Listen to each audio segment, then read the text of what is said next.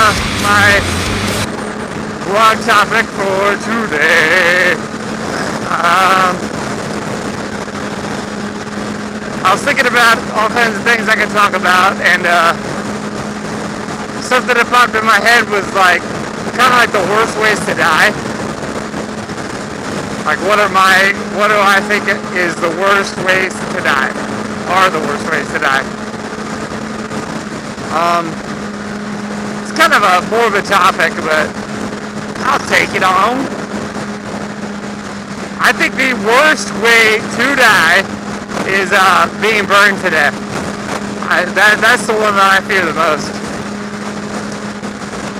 Because I mean, if you ever like burned your hand on the stove or something, or like a pan, you know, that fucking hurts. And to imagine that like 100 times worse all over your body, and that's not something I want to ever have happen to me.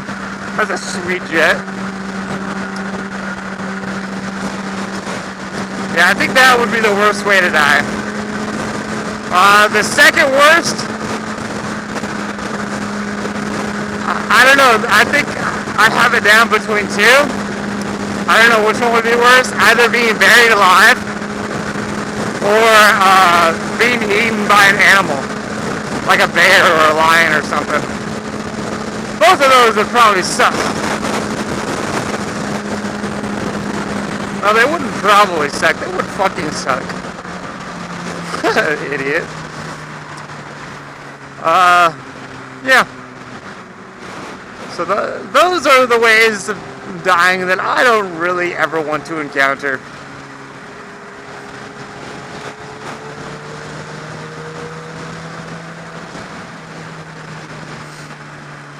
There was a recent motorcycle death yesterday, I think it was. Suicide Silence, the band. I think it was, I don't really listen to them very much, but one of their members, I don't know, I think it was the singer maybe. He died in a motorcycle crash yesterday. I don't know if he was wearing a helmet or what he was doing, but it's kind of sad when you lose, I mean, anytime you lose a fellow motorcyclist to a wreck, that's pretty tough. And one of the guys that I'm subscribed to, I forgot his name. It starts with like a G. It's like Geometrics, or I don't know what the fuck it is. I'll enter it in or put it in the description. But he recently got in a motorcycle accident too. He I guess he turned in too late and he got fixated on a point, and then he just kind of went off the road, and that can happen. I had a motorcycle, or almost had a motorcycle accident about 2 weeks ago. I'm gonna go to the spot and show you guys, but I almost high-sided. It was very close and very bad. So I'll go ahead and stop this vlog here and cut to that part now. Ah! What's up, guys? Okay, so I was talking about how I almost high-sided. And if you don't know what a high-side is, it's where you're in a turn and then your bike starts to slide out and then it catches traction and throws you over the bike, which you don't want to do. If you do wreck, you want a low side, which is where the bike slides out from under you and goes away from you.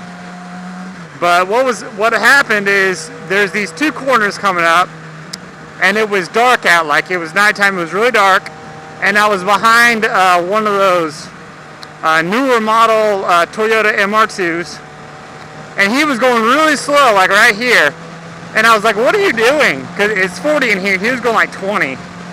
And what he was doing is he was waiting for all the cars to go through so he could hightail it through. And so I was like, okay. And he took off like right around here or so. And it's 20 mile an hour posted, whatever, or suggested. And so I took off after him, and we were like flying through here. So there's a truck behind me. I wanted to stop. And so I was hitting it right here. And then this next corner right up here is where it happened. I'll go and pull over so I can show you guys where exactly it happened. Man, there's a lot of cars.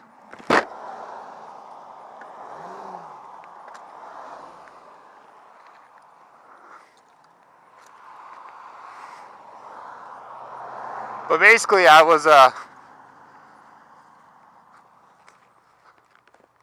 coming along here-ish,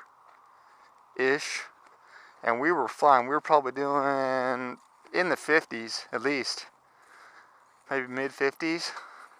I honestly don't know how fast we were going, but it was in the corner, probably around here. I don't know if I hit some gravel. I was in a hard lane, like that, coming out, like trying to keep up with the MR2, and I was, but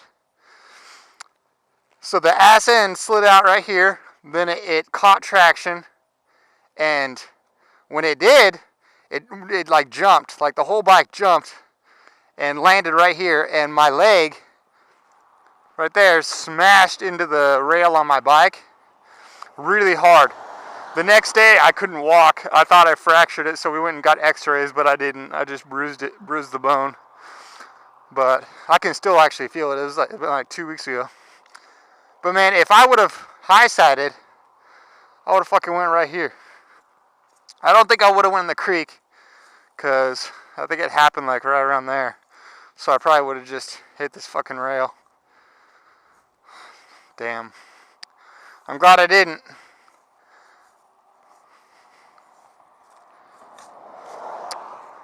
But yeah, that's my close call story. Be careful, guys. I don't know, like, I was in a lean, so I know that the middle part of my tire is bald. But since I was in a lean, I was on the good part of the tire, so I don't think it was the tire's fault. Unless it was just the brand. I think I just hit some of this shit and just, like, lost it.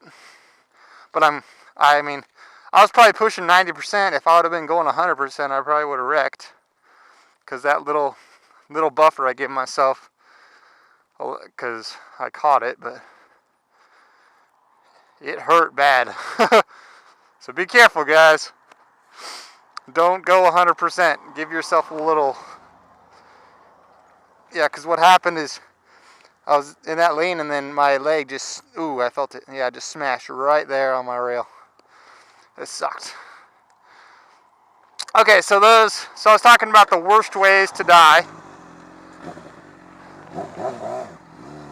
Now let's talk about the best ways to live. Since we covered the, I was like, right here. So yeah, but let's talk about the best ways to live.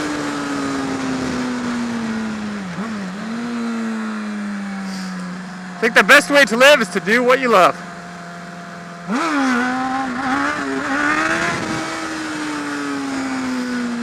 Money isn't everything, you know.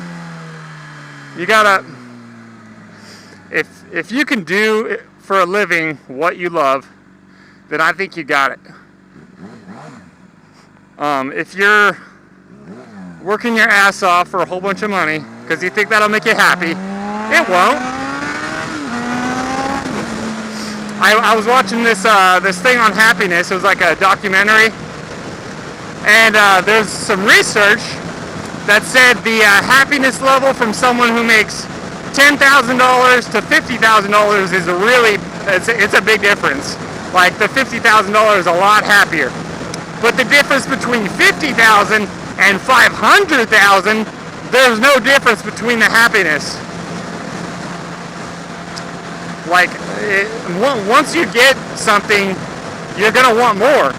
Like if I got, I mean, there's not a lot nicer bikes than what I have, but like if I got a BMW 1000 and I had it for a while, yeah, I think I would want something else eventually. Like you want more and more and more, and that just goes to like the millionaires. They just want more and more, and that it never satisfies their hunger for wanting stuff, you know. So if you can just get to the point where you're content with what you have, you're going to be a hell of a lot happier person. You're not going to be stressed out so much.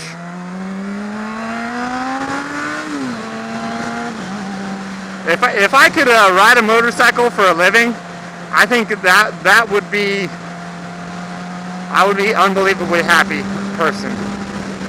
And I've thought about that. I was like, what can I do for a living that involves motorcycles? Because I don't want to be a mechanic, because I enjoy working like on my car and my bike, but I don't want to work on other people's cars and bikes. That's just not something I find enjoyable. But if I could find a way to ride a bike for a living, I was thinking maybe, you know, there's those like schools. There's a track down in around Tulsa, Oklahoma, called Howlett Raceway, and they have track days and stuff. And I think it'd be cool to get really good, or like get certified and then be an instructor, you know, because you'd be at a racetrack every day and you'd be able to teach people how to control their bikes. And I would love that, because I like to instruct people. I like to tell people how to do things, and I like to help people with their skills, and I think that would be a really enjoyable job for me to have. I don't know what kind of certification training you have to go through to be an instructor for. Let's wheelie! I'm a happy boy! Happy, happy, happy, happy, happy!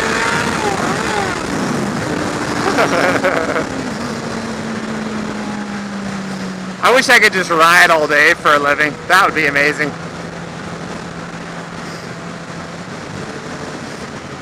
Obviously, the dream would be like to be a MotoGP rider or to be a stunt rider full time. Those are like the dream jobs, you know? It'd be fucking awesome. But that takes a lot of practice, a lot of skill, a lot of time to practice, and a lot of money. So you can make that argument that you need money to be able to do things so you're happy. And yeah, I can see that, but I mean, you have to work. You can't just not work.